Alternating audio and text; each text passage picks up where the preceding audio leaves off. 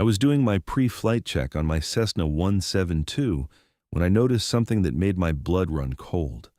Bright yellow construction equipment parked on the far end of my private airstrip, and what looked like the beginning of a playground structure being erected right in the middle of my runway threshold. My name is Patrick Ventura, and I had owned this 50-acre property in rural Henderson County, Texas for the past 8 years. The land came with a modest ranch house, plenty of open space, and most importantly, a perfectly maintained 3,000-foot grass airstrip that I had poured thousands of dollars and countless hours into keeping up to FAA standards. I was a commercial pilot by trade, but this airstrip was my personal sanctuary, registered with the FAA as a private-use airport designated 2TX4. Every detail was documented, every inspection passed, every regulation followed to the letter, and now someone had the audacity to build a playground on it. I jumped into my truck and drove down the gravel road that bordered the property, my hands gripping the steering wheel so hard, my knuckles turned white. As I got closer, I could see a group of people standing around the construction site, clipboards in hand, gesturing excitedly at the half-built structure. Among them was a woman I recognized immediately, Brenda Callahan, the president of the Sunset Ridge Homeowners Association. Here was the problem. 5 years ago, a developer had purchased land adjacent to my property and built a small residential community called Sunset Ridge. It consisted of about 40 cookie-cutter houses, each with perfectly manicured lawns and identical mailboxes. When they first broke ground, I had made it crystal clear to everyone involved that my property was not part of their development, would never be part of their HOA, and that I expected my boundaries to be respected. The developer had assured me there would be no issues. Those assurances apparently meant nothing to Brenda Callahan. I parked my truck and walked toward the group, trying to keep my temper in check. Brenda saw me coming and her face lit up with a smile that did not reach her eyes. "Patrick, perfect timing. We were just about to put up the swing set. Isn't this exciting? The children are going to absolutely love having a proper playground." I stared at her, then at the construction equipment, then back at her. "Brenda, what the hell do you think you're doing?" Her smile faltered slightly. "Language, Patrick. There's no need for hostility. We're simply utilizing this unused green space for the benefit of the community."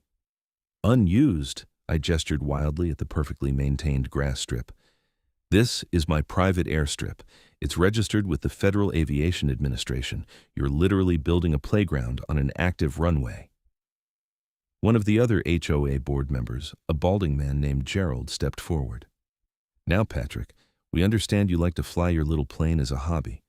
But the needs of the many outweigh the needs of the few. Our children need a safe place to play." "My little plane?" I could feel my face getting hot. "I'm a commercial pilot. This isn't a hobby, this is a registered aircraft facility, and you're on my private property."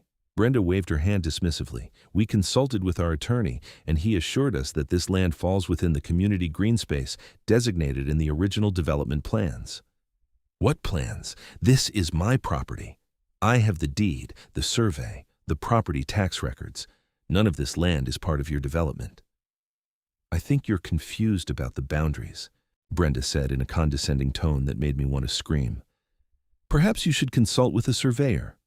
I did consult with a surveyor. 8 years ago when I bought this place, those stakes with the orange flags, those are my property markers. That playground you're building is about 200 feet onto my land. Gerald crossed his arms. "The HOA board voted unanimously on this project. We've already allocated $15,000 from the community fund for equipment and installation." "I don't care if you allocated $1 million, I said, my voice rising. "You're trespassing on my property and interfering with a registered aviation facility. Take it down, now." Brenda's expression hardened. "We'll do no such thing. The playground stays. If you have a problem with it, you're welcome to file a complaint with the HOA board, though I should mention that I am the board president, Gerald here is vice president, and the other 3 members all agree with our decision." "I'm not part of your HOA." "Everyone in Sunset Ridge is subject to HOA rules and regulations," she said primly. "I don't live in Sunset Ridge. My property predates your entire development." The construction foreman, who had been watching this exchange with growing unease, cleared his throat. Folks, maybe we should hold off on the installation until this gets sorted out." Absolutely not, Brenda snapped. We have a timeline to keep. The community summer barbecue is in 3 weeks, and the children need to have their playground ready by then. I pulled out my phone. Fine, don't say I didn't warn you. I dialed the non-emergency number for the Henderson County Sheriff's Department and explained the situation. The dispatcher said they would send a deputy out within the hour. Really, Patrick? Brenda shook her head. You're going to involve law enforcement over a children's playground? How petty can you be? Petty is building on someone else's property without permission, I shot back. I spent the next hour sitting in my truck, watching the construction crew nervously continue their work while Brenda and Gerald made phone calls and consulted documents on their phones. When Deputy Martinez arrived, I met him at the edge of the construction site with my property documents in hand. Deputy Martinez was a calm, professional man in his 40s who listened carefully as I explained the situation. He examined my property deed, my survey documents, and my FAA registration for the Airstrip. Then he walked over to talk to Brenda. I couldn't hear the entire conversation, but I could see Brenda's face getting redder and her gestures getting more animated.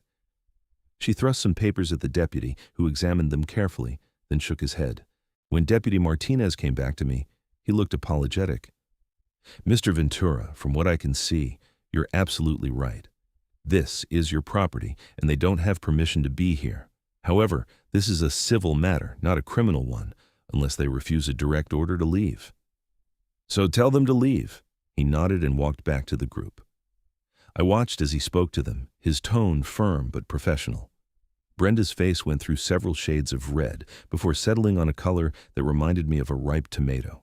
This is ridiculous, her voice carried across the field. We have documents. Madam, your documents show property boundaries for the Sunset Ridge development. Mr. Ventura's property is clearly outside those boundaries. If you believe otherwise, you need to resolve this through the civil court system. But for now, you need to cease construction and remove your equipment from his land. We will not. Deputy Martinez's expression hardened. Madam, if you refuse to leave private property after being asked by the owner and ordered by law enforcement, that becomes criminal trespassing. I don't want to arrest anyone today. There was a long, tense moment. Then Gerald put his hand on Brenda's arm and whispered something to her. She yanked her arm away but turned to the construction foreman. Pack it up. We'll be back once we've straightened out this misunderstanding with our attorney. The construction crew looked relieved and immediately began loading equipment onto their trucks. Brenda stormed past me without a word, but Gerald paused. This isn't over, Patrick. The community needs that playground, and we're going to get it. Not on my property, you're not. After everyone left, I walked out to examine the damage. They had already dug post holes for the swing set supports and had poured concrete footings for what looked like a jungle gym. The holes were right in the middle of my runway threshold, exactly where I needed clear space for landing and takeoff. I took dozens of photos from every angle, documenting everything. Back at the house, I made several phone calls, first to my attorney, Richard Morrison, who had handled the purchase of my property years ago. He listened to my story and asked me to email him all the photos and documents. Patrick, this is pretty straightforward from a property law perspective, he said. You have clear title, clear boundaries, and they're clearly in the wrong. I'll draft a cease and desist letter and have it sent to the HOA board by tomorrow.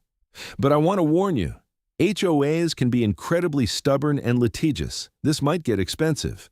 I don't care about the cost. This is my home and my livelihood we're talking about. Understood. I'll get started on this right away. My second call was to the FAA Flight Standards District Office in Fort Worth. I spoke with an inspector named James Weatherby and explained that someone had begun construction on my registered private airport without authorization. There was a long pause. Say that again? I repeated the story. Inspector Weatherby asked for my airport identifier, verified my registration, and then said something I did not expect. Mr. Ventura, unauthorized construction on an active airfield is a serious federal matter. This potentially affects air safety. I'm going to open an investigation, and I'll need you to send me all the documentation and photos you have. Will do. What happens next? I'll review everything, and if what you're telling me is accurate, I'll be making a site visit. The FAA takes obstruction of navigable airspace very seriously. Those playground structures could be considered hazards to air navigation. After I hung up, I felt a grim satisfaction. Brenda thought she could just roll over me because I was one person against an entire HOA board. She had no idea what she had just gotten herself into. The next morning, I woke up to find a notice stuck to my front door. It was on official Sunset Ridge HOA letterhead and informed me that I was in violation of community standards for having an unsightly and dangerous private aircraft operation within community boundaries. I was being fined $500 and ordered to cease all flight operations immediately. I actually laughed out loud. The sheer audacity was almost impressive. I took a photo of the notice and sent it to my attorney along with a text. "They're doubling down." Richard called me within minutes. "Patrick, they're out of their minds. You're not even a member of their HOA. They have zero authority over you." That's what I told them. I'm going to add this to the cease and desist letter, which is going out via certified mail today. I'm also going to include a demand that they pay for the restoration of your airstrip to its previous condition. Good, because those concrete footings they poured need to be removed, and that's not a simple job. Over the next few days, things escalated rapidly. Brenda began posting on the Sunset Ridge Community Facebook page about how I was a dangerous, reckless pilot who was putting children's lives at risk by flying low over the neighborhood. Never mind that my flight path was carefully planned to avoid the residential area, or that I maintained proper altitude at all times. The comment section filled up with angry residents demanding that I be stopped. Someone started a petition to have my airstrip shut down. It got over 200 signatures. I received hate mail in my mailbox calling me selfish and accusing me of hating children. Then, someone spray-painted "kids over planes" on my driveway gate. I reported the vandalism to Deputy Martinez, who took a report but admitted there was not much they could do without witnesses or evidence. "I'm sorry you're dealing with this, Mr. Ventura," he said. "For what it's worth, I think you're completely in the right here.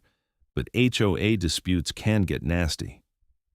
"It's gone beyond a dispute," I said, showing him the threatening messages I'd received through social media. "People are talking about sabotaging my plane." His expression grew serious. "That's a credible threat. I'd suggest installing security cameras if you haven't already, and maybe consider keeping your aircraft in a locked hangar."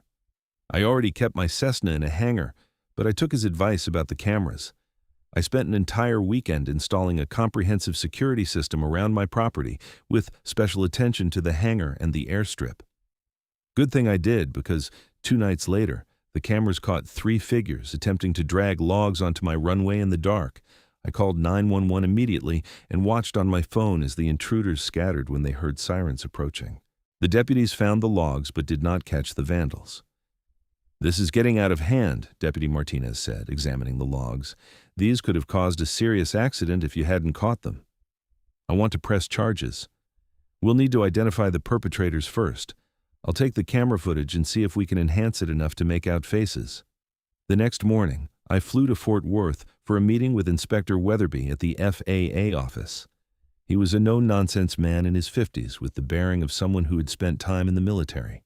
"Mr. Ventura," he said, shaking my hand, "I've reviewed your documentation, and frankly, I'm appalled at what's happened. Your airstrip is properly registered, properly maintained, and these people are creating a hazard to air navigation. So what can the FAA do about it?" "Quite a bit, actually." He pulled out a map showing my property and the surrounding area. "Your runway threshold, the area where they attempted to build this playground, is protected airspace. Any structure in this zone requires FAA approval, which they obviously did not get. I'm issuing a determination that these structures are hazards to air navigation and must be removed. Will they have to comply? If they don't, it becomes a federal violation. The FAA has enforcement authority here. Additionally, I'm going to send a letter to the HOA board explaining the relevant regulations and the penalties for non-compliance, which can include fines up to $27,000 per violation per day." I felt a weight lift off my shoulders. Thank you. I was starting to think I was fighting this alone. "Aviation safety is our primary concern," Inspector Weatherby said. "The fact that they're intimidating you and sabotaging your runway only makes this worse. I'll be making a site visit next week to document everything officially." When I got home that afternoon, there was a certified letter waiting for me from the HOA's attorney. It was a formal demand that I cease all aviation activities and threatened legal action if I did not comply. The letter claimed that my airstrip was a nuisance that decreased property values and endangered the community. I forwarded it to Richard, who called me sounding angrier than I had ever heard him. "Patrick, this is harassment, pure and simple. I'm drafting a response that's going to make their attorneys' ears burn. We're also going to file for a restraining order to keep them off your property and an injunction to stop their harassment campaign. Do whatever you need to do. I also think we should consider a countersuit for defamation, given the things Brenda Callahan has been posting online about you. Some of her statements are clearly false and designed to harm your reputation." Let's do it.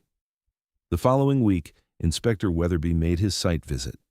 I met him at the property line and walked him through everything that had happened. He took measurements, photographs, and detailed notes. The concrete footings the HOA had poured were still there, and he examined them with a critical eye. These need to come out, he said. They're obstructions to the runway safety area. I'm going to issue an official determination on this today. We were standing there when a car pulled up and Brenda got out, followed by Gerald and another HOA board member I recognized as Patricia Thompson. "What's going on here?" Brenda demanded. Inspector Weatherby turned to her calmly. "I'm James Weatherby, an inspector with the Federal Aviation Administration. I'm here conducting an investigation into unauthorized construction on a registered airport facility." "This isn't an airport. It's just some grass where he lands his little plane." "Madam, this is a registered private use airport with the designation 2TX4. It's subject to federal aviation regulations. Are you Brenda Callahan, the HOA president?" "I am, and I don't appreciate federal agents trespassing on community property." "This is not community property," Inspector Weatherby said, his tone cooling noticeably. "This is private property belonging to Mr. Ventura, and I'm not trespassing. I'm here conducting an official investigation. Now, I understand your organization poured concrete footings for playground equipment in this area." He pointed to the offending structures. We did, and we have every right to build on community green space." "You have no such right. This is not community property, and even if it were, you would need FAA approval to build structures in the runway protection zone. Those footings constitute hazards to air navigation." Brenda's face flushed. "This is absurd. You can't tell us what we can and cannot do with our own property." "Again, this is not your property. And yes, the FAA absolutely can regulate structures that pose hazards to aircraft. I'm issuing a formal determination that these structures must be removed within 30 days. If they are not removed, the HOA will be subject to federal fines." "How much could these fines possibly be?" Gerald asked skeptically. "Up to $27,000 per day per violation." The 3 HOA board members went pale. "You can't be serious," Patricia stammered. "I'm completely serious. You'll receive the official paperwork within a few days. I suggest you consult with your attorney about the implications of ignoring a federal aviation safety order." He turned to me. "Mr. Ventura, I have everything I need. You should receive a copy of my determination within the week." After Inspector Weatherby left, Brenda turned on me with fury in her eyes. "You smug son of a—" "Careful," I interrupted. "I'm recording this conversation, and my attorney would love more evidence of harassment." She clenched her jaw shut, spun on her heel, and marched back to her car. Gerald and Patricia followed without another word. That evening, I received a phone call from a number I did not recognize. When I answered, a woman's voice said, "Is this Patrick Ventura?" "Who's asking?" "My name is Rachel Kim. I'm a reporter with the Henderson County News. I heard about your dispute with the Sunset Ridge HOA, and I'd like to do a story on it." I hesitated. Part of me wanted to keep this private, but another part thought that public scrutiny might help keep the HOA in check. "What kind of story?" "Human interest piece about property rights and HOA overreach. I've done several stories about problematic HOA behavior, and this sounds like one of the more egregious cases I've heard about. Would you be willing to talk to me?" "Can I think about it and call you back?" "Of course. But I should mention I've already reached out to the HOA for comment, and Ms. Callahan gave me quite an earful about dangerous pilots and community safety. I'd like to get your side of the story." That changed things. If Brenda was already spinning this to the media, I needed to set the record straight. Okay, when do you want to meet? We arranged an interview for the next day. Rachel turned out to be a sharp professional journalist in her 30s who came prepared with research about aviation law, property rights, and HOA regulations. She interviewed me for over an hour, took photos of the airstrip and the concrete footings, and asked to see all my documentation. "This is pretty clear-cut," she said after reviewing everything. "You own the property, it's a registered airport, and they built on it without permission. The FAA involvement takes it to another level entirely. Will you include that in the story?" "Absolutely. I'm also going to look into the Sunset Ridge HOA's history. Sometimes these organizations have patterns of overreach that are worth exposing." The article ran 3 days later on the front page of the Henderson County News website, and it was everything I could have hoped for. Rachel had done her homework, interviewing not just me and the HOA board, but also Inspector Weatherby, my attorney, and several aviation law experts. The headline read, "Local HOA builds playground on private airstrip, faces federal investigation." The story went viral. Within hours, it had been picked up by aviation forums, property rights groups, and even a few national news outlets. My phone started ringing with interview requests. The story made it to Reddit's front page, where thousands of people expressed outrage at the HOA's actions. The court of public opinion had spoken, and it was decidedly not on Brenda Callahan's side. But Brenda was not the type to back down gracefully. 2 days after the article ran, I received notice that the Sunset Ridge HOA was suing me for defamation, harassment, and intentional infliction of emotional distress. They were seeking $100,000 in damages. Richard actually laughed when I read him the complaint over the phone. "This is a slap suit," he said, "a strategic lawsuit against public participation. They're trying to intimidate you into backing down by burying you in legal fees. But Texas has pretty good anti-slap statutes. We can fight this, and if we win, they'll have to pay your legal fees." So we fight. Damn right we fight. I'm going to file a motion to dismiss, and we're going to pursue our countersuit for trespass, harassment, and defamation. Let's see how they like it when the tables are turned. The FAA's official determination arrived via certified mail the next day. It was a formal, legally binding document that declared the concrete footings and partially constructed playground equipment to be hazards to air navigation that must be removed within 30 days.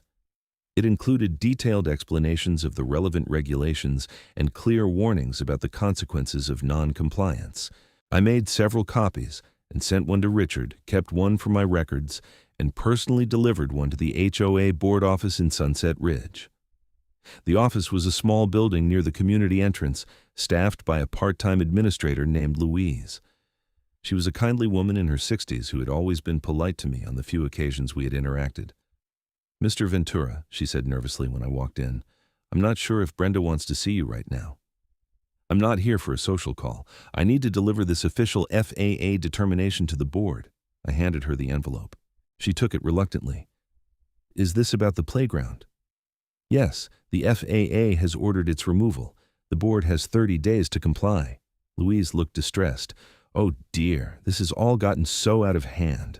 For what it's worth, I never thought building on your property was a good idea, but Brenda was convinced the land belonged to the HOA. It doesn't. It never did. I believe you. I've seen the survey maps, but Brenda doesn't like being told she's wrong about anything." That was an understatement.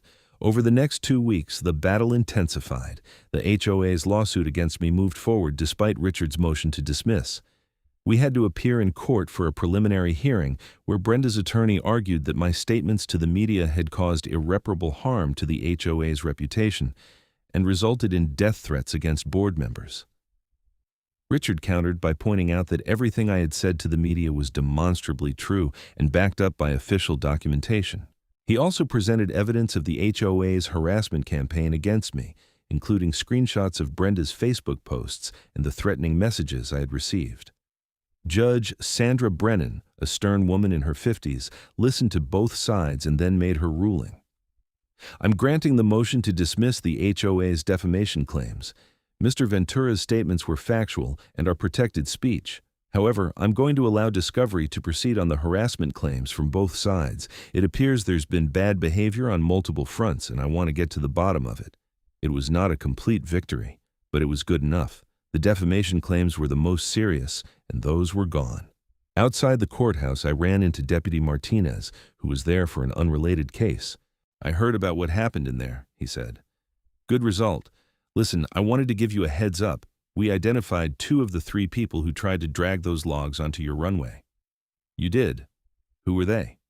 "Timothy Porter and Jason Hendricks, both residents of Sunset Ridge. They lawyered up immediately, but we've got them on camera. The DA is considering charges for attempted criminal mischief and reckless endangerment." "What about the 3rd person?" "Still working on identifying them. The camera angle wasn't great, but we'll get them." As the 30-day deadline for removing the playground structures approached, the HOA showed no signs of complying. Richard filed a motion for contempt and enforcement of the FAA order. Inspector Weatherby contacted me to let me know that the FAA was preparing to levy fines if the structures were not removed by the deadline. "They're playing chicken with the federal government," I told Richard. "They actually think the FAA is bluffing. Then they're about to learn a very expensive lesson." The deadline came and went. The concrete footings remained. 2 days later, the HOA received notice that they were being fined $27,000 per day until the structures were removed.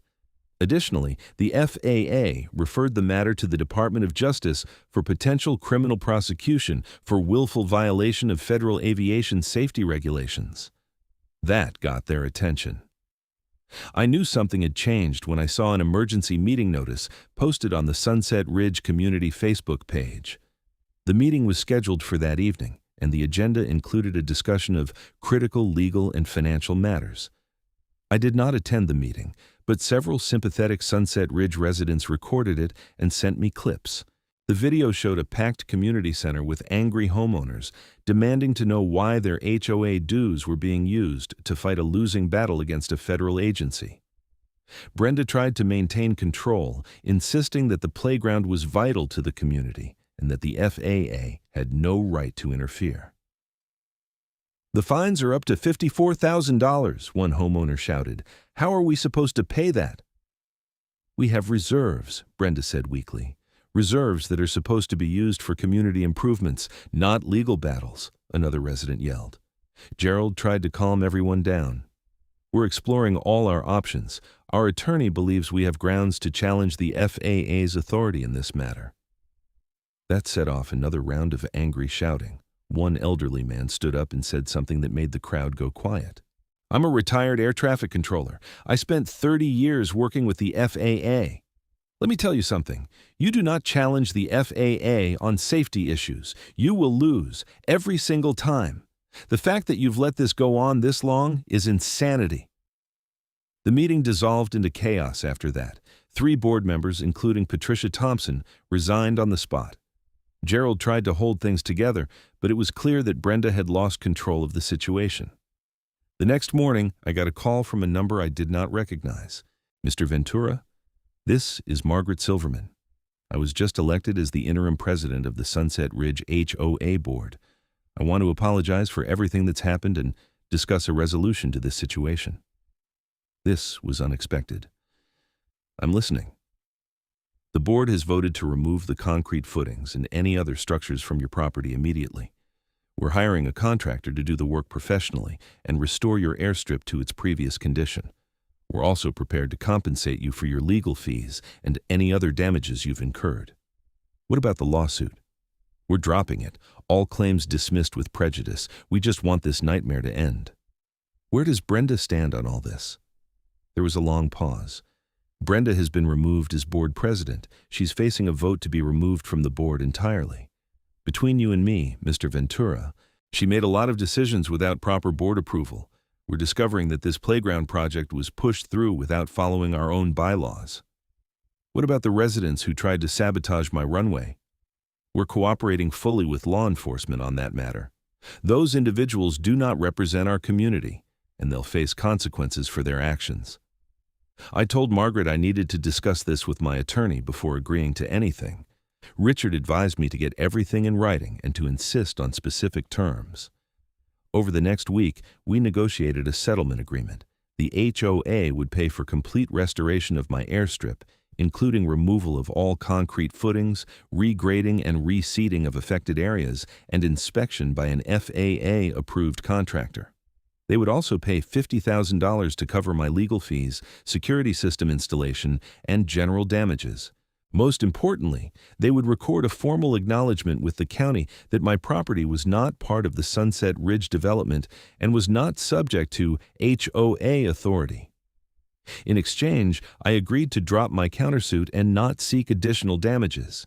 The agreement was signed 3 weeks later. True to their word, the new HOA board hired a professional contractor who removed the concrete footings, repaired the damage to my runway, and even improved the grading in some areas. Inspector Weatherby came out to inspect the work and certified that the runway was safe for operations.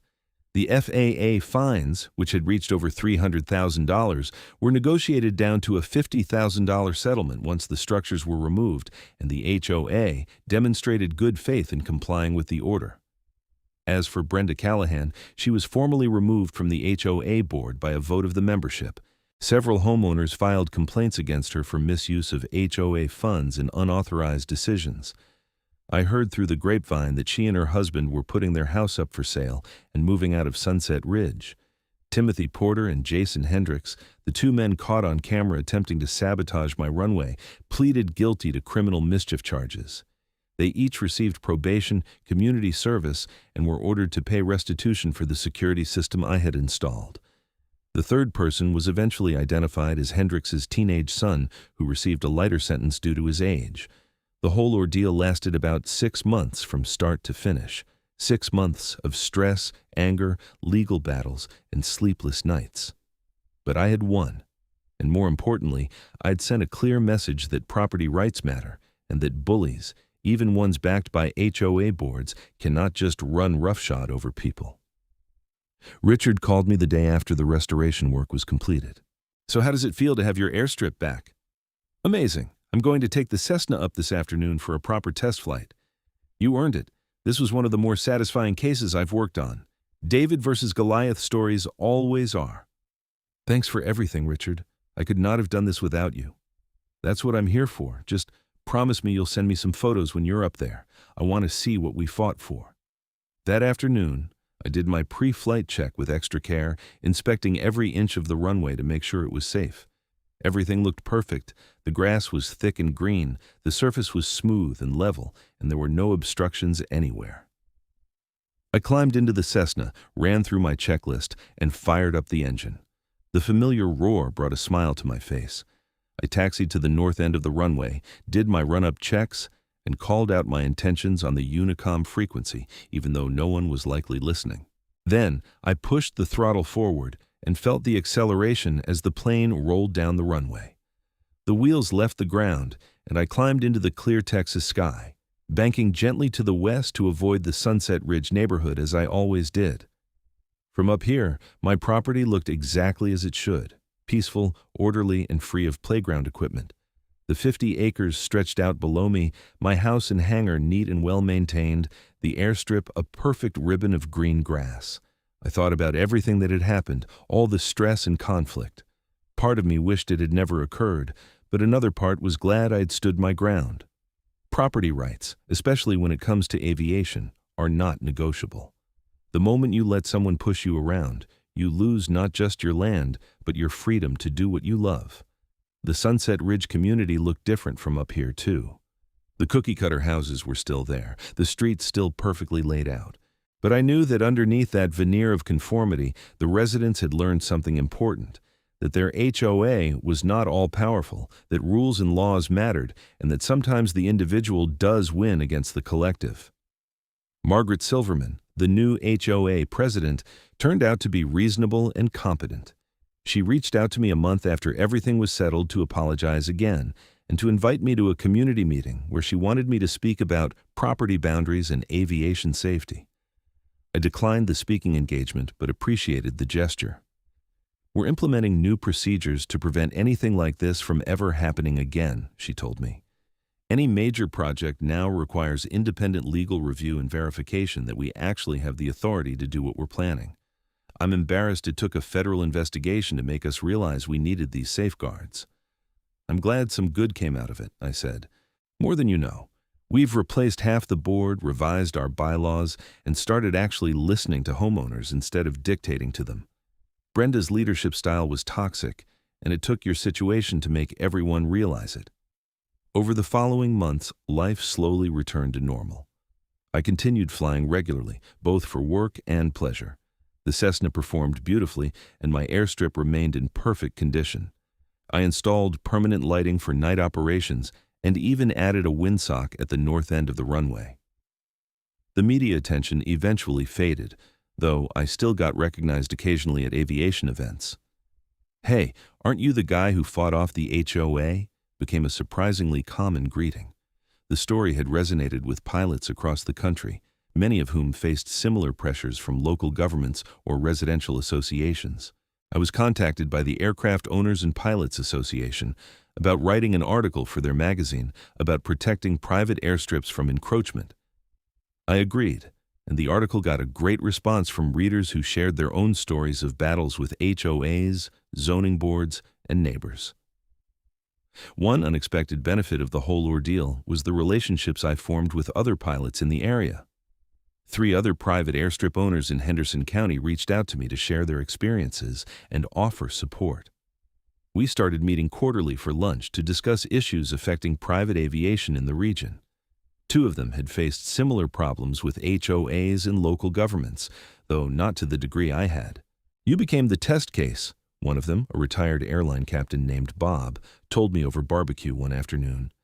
"The fact that you fought back and won, and that you got the FAA involved, that changed the calculation for these HOAs. They know now that they cannot just bully private airstrip owners." "I hope so. Nobody should have to go through what I did." "True, but you handled it right. You documented everything, you followed the law, and you did not back down. That matters." The legal aftermath continued for some time. The settlement with the HOA was finalized and paid in full.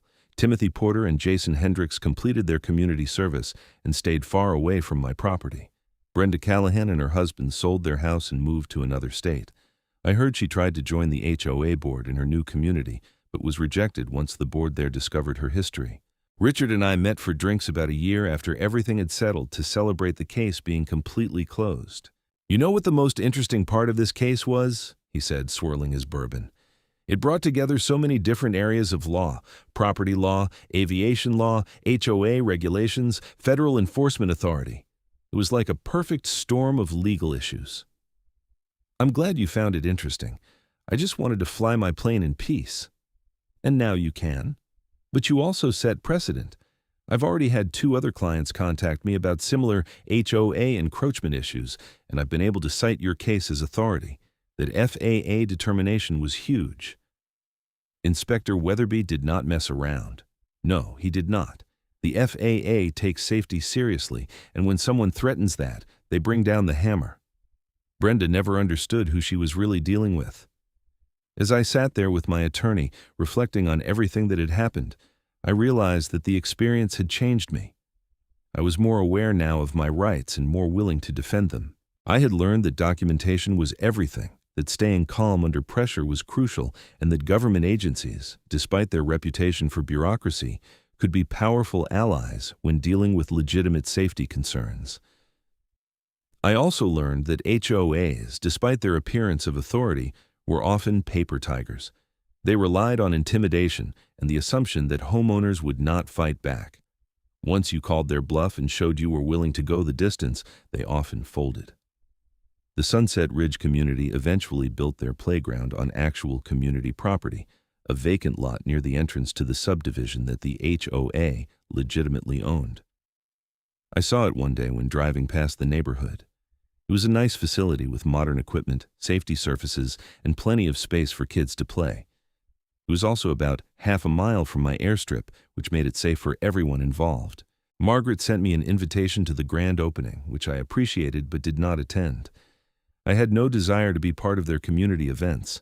I was friendly with my actual neighbors, the ranchers and farmers whose properties bordered mine, but I kept my distance from Sunset Ridge. One of those rancher neighbors, an older man named Carl who owned 200 acres to my north, stopped by one afternoon while I was working on my plane. "Heard you had quite the battle with those HOA folks," he said, leaning against the fence. "That's putting it mildly. Good for you for fighting back. Those subdivisions come in and think they can change everything to suit themselves. They forget that the rest of us were here first." He spat tobacco juice into the dirt. "Had a similar problem a few years back. Developer wanted to buy my land. I said no. Suddenly I'm getting code enforcement complaints about my barn. Took me 2 years to straighten it out." "Did you win?" "Eventually. Cost me money I did not have, but I kept my land. Same as you. Sometimes you have to stand up to people, even when it's hard." We talked for a while about property rights, development pressure, and the changing face of rural Texas. Carl was part of a dying breed, multi-generational landowners who remembered when Henderson County was all ranches and farms. The subdivisions like Sunset Ridge were encroaching steadily, bringing with them different values and expectations. "Thing is," Carl said as he was leaving, "those folks in the subdivisions, they move out here for the rural character. Then they try to change everything to make it suburban. They want HOAs and regulations and everyone's grass the same height.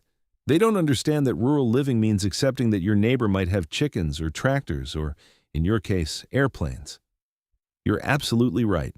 Just promise me something. Keep flying that plane. Don't let them pressure you into giving up something you love just because they think it's inconvenient."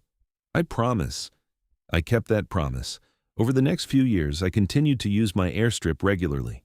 I upgraded the Cessna's avionics, added another aircraft to my collection, a beautiful vintage Piper Cub, and even started offering introductory flights to kids interested in aviation. Several young people from Henderson County, including a few from Sunset Ridge, discovered a love of flying because of those flights. The FAA inspection that had caused so much trouble for the HOA became a regular part of my routine.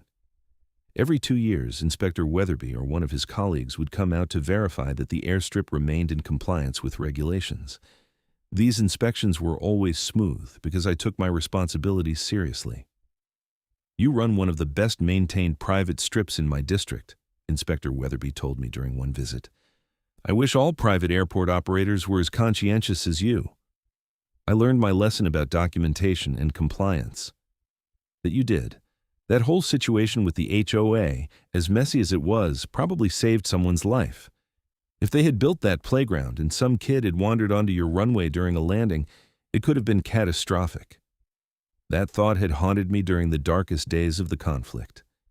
It was easy to focus on the property rights and legal issues, but the safety concerns were real. Aircraft operations and playgrounds do not mix. The fact that Brenda and her board could not or would not understand that basic fact still amazed me. 5 years after the incident, I received an unexpected phone call from Rachel Kim, the reporter who had written the original article. "Patrick, it's Rachel. I hope you remember me." "Of course. What's up?" "I'm doing a follow-up piece on HOA disputes I've covered, checking in to see how things turned out. Would you be willing to talk to me again?" We met at the same coffee shop where we had done the original interview. Rachel had moved on to a larger newspaper but was still covering property rights issues. "So how have the last 5 years been?" she asked. "Peaceful, thankfully. The new HOA board has been reasonable. I've had no problems at all." "And your airstrip?" "Better than ever. I've actually expanded it slightly, added better lighting and a proper taxiway. All properly permitted and inspected, of course." "I'm glad to hear it. Your case had a pretty significant impact, you know. I've seen at least a dozen other stories about HOAs backing down from similar encroachments after your case got publicity. You set a precedent. I just defended what was mine. That's exactly what made it powerful. You were not some activist looking for a fight. You were a regular person who stood up for their rights when they were violated. That resonates with people." The follow-up article ran a few weeks later. It was shorter than the original, but included updates on several HOA dispute cases Rachel had covered over the years. Mine was presented as a success story, a case where the homeowner fought back and won. Not all the cases had happy endings, which made me appreciate my outcome even more. I framed both articles and hung them in my hangar, not out of pride, but as a reminder of what I had overcome. Sometimes when I was having a bad day or dealing with some minor frustration, I would look at those articles and remember that I had faced down a hostile HOA board, federal fines, harassment, and vandalism, and had come out the other side intact. The aviation community's support throughout the ordeal had been overwhelming. Pilots from across Texas and beyond had sent messages of encouragement, offered legal advice, and even donated money to help with my legal expenses. I had returned the donations since the settlement covered my costs, but the gesture meant everything. I tried to pay that support forward by helping other pilots facing similar issues. I became known as someone who could offer advice on dealing with HOA encroachments, and I fielded regular calls and emails from pilots asking for guidance. I always told them the same things: document everything, know your rights, do not back down if you are in the right, and get the FAA involved early if there are safety concerns. One pilot from Louisiana told me that just mentioning my case to his HOA was enough to get them to back off from trying to restrict his aircraft operations. They Googled your name, saw what happened in Texas, and suddenly decided they did not want that kind of fight, he said. That was gratifying, knowing that my struggle had made things easier for others. As I approached the 10-year anniversary of buying my property, I reflected on everything that had happened. The HOA battle had been the defining event of my time here, but it was not the whole story. I had also built a life I loved, surrounded by land I owned outright, flying whenever I wanted, and being part of a community of aviators who shared my passion. The Cessna had been joined by not just the Piper Cub, but also a small Grumman Tiger that I used for longer trips. My hangar, once a simple pole barn, had been expanded into a proper aircraft maintenance facility where I did all my own work under the supervision of a licensed A&P mechanic. The airstrip itself had become something of a destination. On nice weekends, pilots from around the region would fly in for impromptu barbecues and hangar talk. Carl, my rancher neighbor, would sometimes wander over to see what all the activity was about. He got a kick out of all the airplanes. Never thought I'd see the day when there was an airport in Henderson County that did not show up on any map, he joked. Private strips are on aeronautical charts, I corrected him. Just not road maps. You know what I mean. It's like having a secret airport in your backyard. That was not far from the truth. My airstrip was marked on aviation charts with the proper designation, but most people driving by on the county road would not even notice it. The grass runway blended into the surrounding landscape, and unless you knew what to look for, it just looked like a well-maintained field. That anonymity had served me well. After the media attention died down, I went back to being just another rural landowner, which was exactly what I wanted. No more reporters, no more angry HOA members, no more drama. Just flying and living in peace. The final chapter of the HOA saga came about 8 years after the initial incident. I received a letter from an attorney representing Brenda Callahan.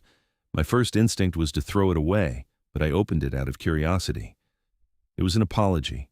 Brenda's attorney explained that she had been going through therapy, and part of her recovery process involved making amends for past wrongs.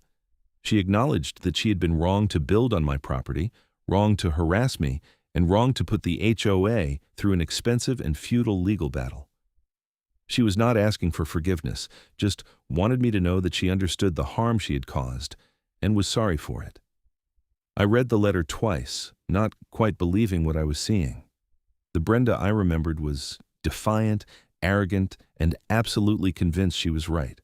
This letter sounded like it came from a different person. I called Richard to ask his opinion. It's probably legitimate, he said after I read him the letter. People do change, especially after major life upheavals. Losing her position on the board, having to move, the financial consequences of that lawsuit, that can be a wake-up call. Should I respond? That's up to you. You don't owe her anything. But if you feel like it would give you closure, there's no harm in acknowledging the apology. I thought about it for a few days. Part of me wanted to ignore the letter entirely. Brenda had made my life hell for 6 months, and a simple apology did not erase that. But another part recognized that holding on to anger did not serve me. The battle was over. I had won. What was the point of staying bitter? I wrote a brief response, acknowledging that I had received her apology and that I hoped she had found peace. I did not say I forgave her because I was not sure I did, but I also did not want to carry around resentment for the rest of my life. Richard thought that was the right approach. You took the high road. That says a lot about your character. Looking back now, more than a decade after buying this property and 8 years after the HOA battle, I can honestly say that fighting back was the right decision. It cost me time, money, and considerable stress, but the alternative would have been to lose my airstrip, my passion, and my property rights. The landscape of Henderson County continues to change.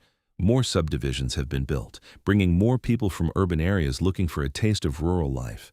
Some of these new residents have learned from the Sunset Ridge disaster and make an effort to respect the agricultural and aviation heritage of the area. Others have not, and I hear stories of new conflicts arising. But my property remains secure, my airstrip remains operational, and my rights remain intact.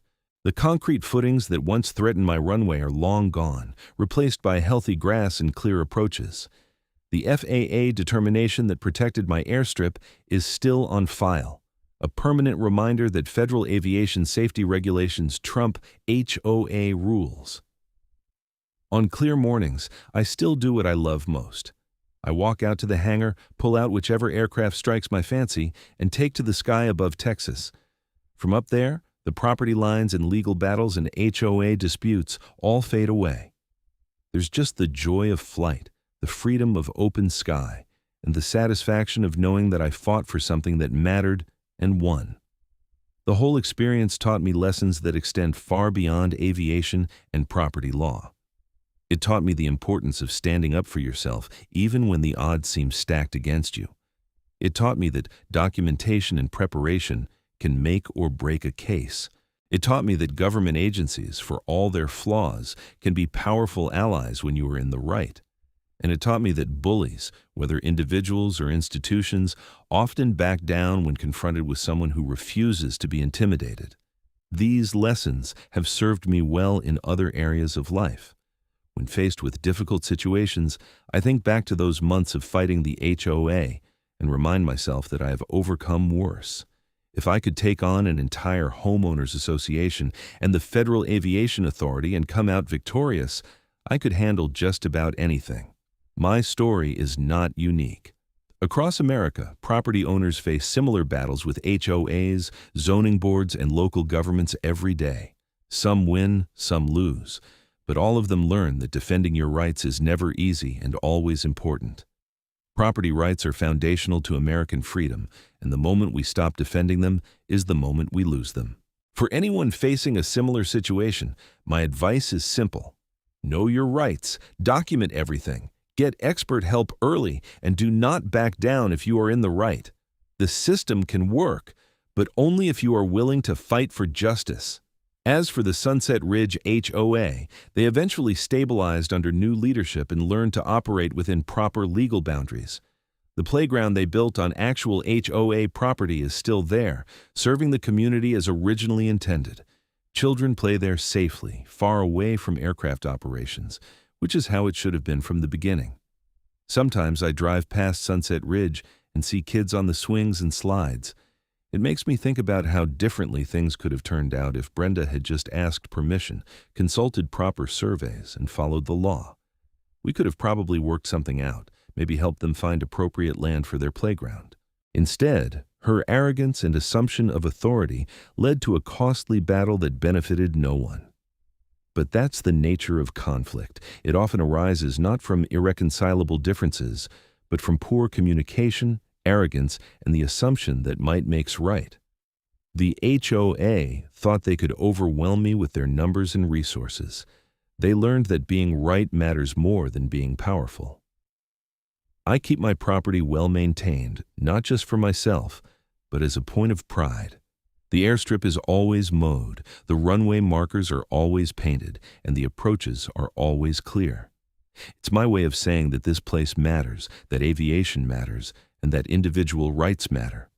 On the anniversary of the day the FAA issued their determination, I always make a special flight. I take off from my runway, climb to altitude, and do a few lazy circles over my property. I look down at the land I fought so hard to protect, the runway that almost became a playground, the home I've built over more than a decade, and I think about how close I came to losing it all, and how grateful I am that I found the courage to fight back. The view from up here never gets old, and neither does the satisfaction of knowing that this land, this airstrip, and this freedom are mine, because I refuse to give them up. That's what property rights mean. That's what standing your ground looks like. And that's why, when someone tries to take what's yours, you fight back with everything you have.